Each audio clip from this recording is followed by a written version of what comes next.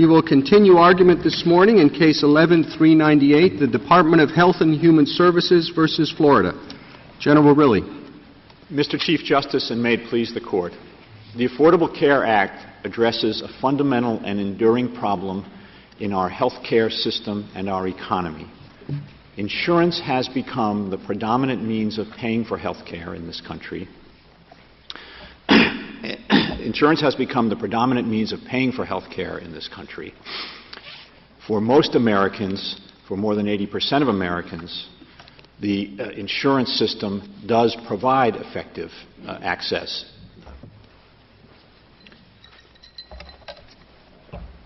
Excuse me. But for more than 40 million Americans who do not have access to health insurance, either through their employer or through government programs such as Medicare or Medicaid, the system does not work. Those individuals must resort to the individual market, and that market does not provide affordable health insurance. It does not do so because the multi-billion-dollar subsidies that are available for the employer market are not available in the individual market. It does not do so because ERISA and HIPAA regulations that preclude discrimination against people based on their medical history do not apply in the individual market. That is an economic problem, and it begets another economic problem. Why aren't those problems that the federal government can address directly?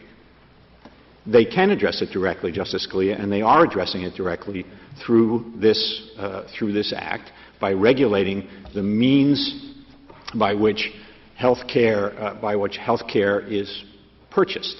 That is the way this act works. Under the Commerce Clause, what Congress has done is to enact reforms of the insurance market directed at the individual insurance market that preclude discrimination based on pre-existing conditions, that require guaranteed issue community rating.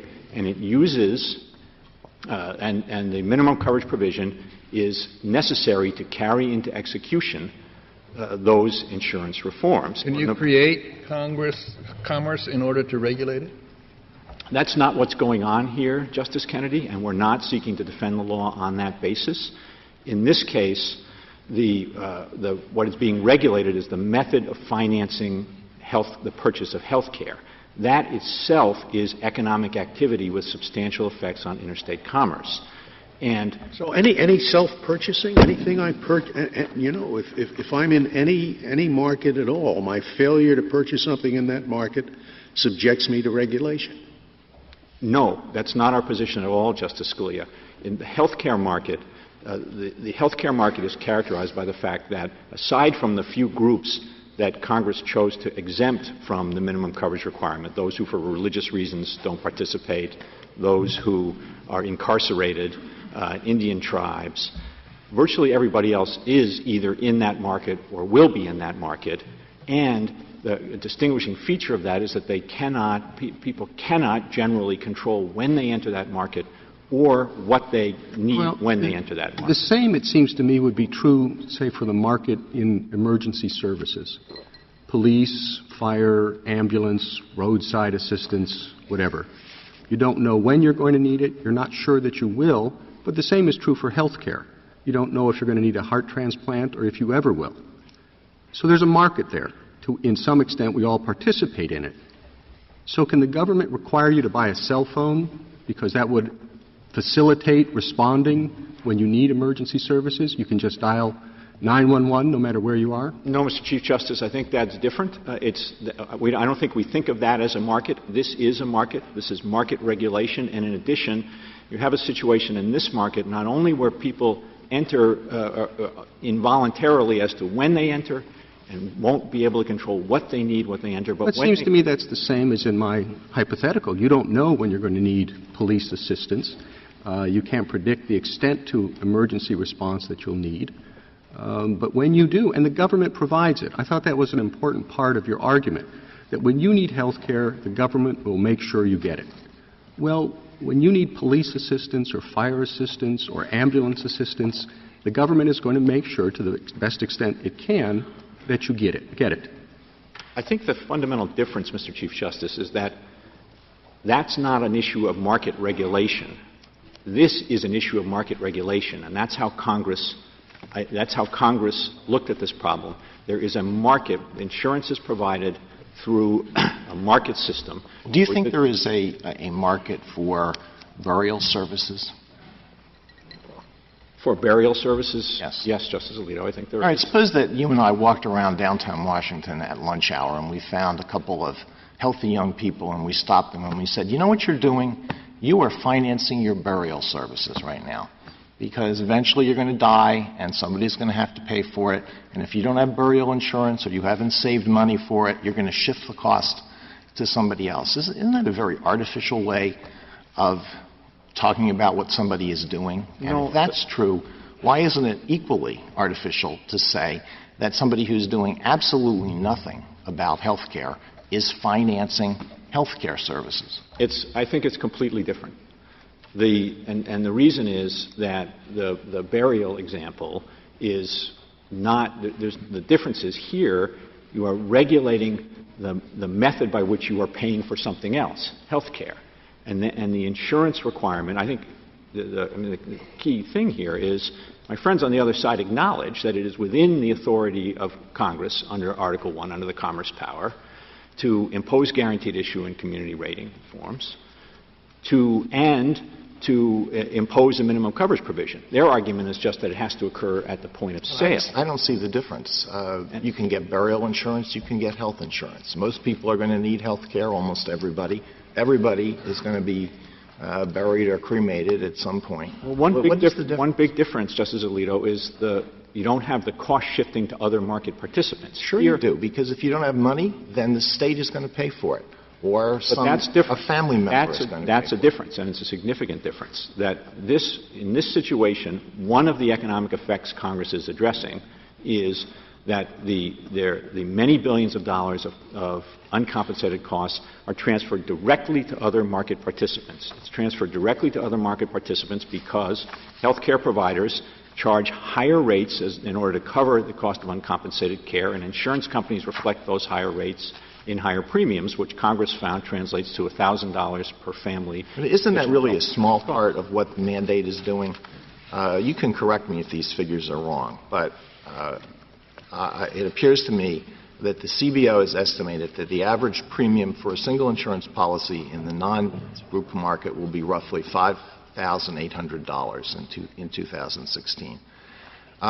Respondents, the economists who supported the respondents, estimate that a young, healthy individual targeted by the mandate on average consumes about $854 in health services each year. So the mandate is forcing these people to provide a huge subsidy to the insurance companies for other purposes that the Act wishes to serve. But if those figures are right, isn't it the case that what this mandate is really doing is not requiring the people who are subject to it to pay for the services that they are going to consume? It is requiring them to subsidize services that will be received by somebody else. No, I do think that's what the respondents argue.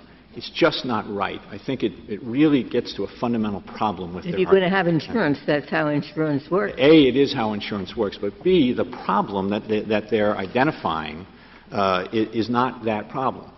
The guaranteed issue and community rating reforms do not have the effect of forcing insurance companies to take on lots of additional people who they then can't afford to cover because they tend to be the sick. And that is, in fact, the exact opposite is what happens here. When you enact guaranteed issue and community rating reforms, and you do so in the absence of a minimum coverage provision, it's not that insurance companies take on more and more people and then need a subsidy to cover it. It's that fewer and fewer people end up with insurance because the rates are not regulated. Insurance companies, when they have to offer guaranteed issue and community rating, they're entitled to make a profit. They charge rates sufficient to cover only the sick population because health. Could you help me with this? Assume for the moment, you may disagree. Assume for the moment that this is unprecedented. This is a step beyond what our cases have allowed, the affirmative duty to act to go into commerce. If that is so, do you not have a heavy burden of justification? I understand that we must presume laws are constitutional. But even so, when you are changing the relation of the individual to the government in this, what we can stipulate is, I think, a unique way, do you not have a heavy burden of justification to show authorization under the Constitution? So, two things about that, Justice Kennedy. First, we think this is regulation of people's participation in the health care market.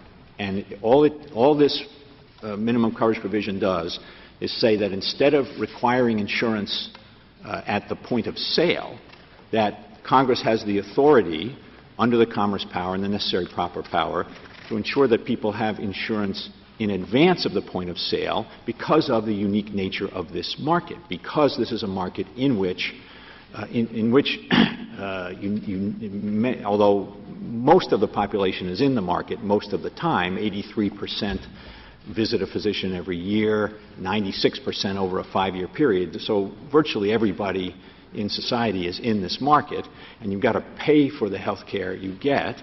The predominant way in which it's paid for is insurance, and the respondents agree that Congress could require that you have insurance in order to get health care or forbid health care from being provided. Why do you define the market that broadly? Health care. It may well be that everybody needs health care sooner or later, but not everybody needs a heart transplant. Not everybody needs a liver transplant. That's correct, but you never know whether you're going to Could you be that define the person. market? Everybody has to buy food sooner or later, so you define the market as food. Therefore, everybody's in the market.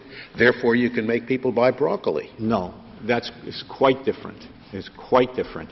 The food market, while it shares that trait that everybody's in it, it is not a market in which your participation is often unpredictable and often involuntary. It is not a market in which you often don't know before you go in what you need, and it is not a market in which if you go in and seek to obtain a product or service, you will get it even if you... Is that a principled basis for distinguishing this from other situations? I mean, you could also say, well, the person subject to this has blue eyes. That would indeed distinguish it from other situations. Is it a principled basis? I mean, it's a basis that explains why the government is doing this, but is it a basis which shows that this is not going beyond what the system of enumerated powers allows the government to do? Yes, for two reasons. First, this is the test, as this Court has articulated it, is Congress regulating economic activity with a substantial effect on interstate commerce. The way in which this statute satisfies the test is on the basis of the factors that I have identified. Mr. Verrilli, I thought that your main point is that unlike food or any other market, when you make a choice not to buy insurance, even though you have every intent in the world to self-insure, to save for it, when disaster strikes, you may not have the money. And the tangible result of it is, we were told, there was one brief that Maryland hospital care bills 7% more because of these uncompensated costs. The families pay $1,000 more than they would if there were no uncompensated costs. I thought what was unique about this is it's not my choice whether I want to buy a product to keep me healthy, but the cost that I'm foisting on other people if I don't buy the product sooner rather than later. That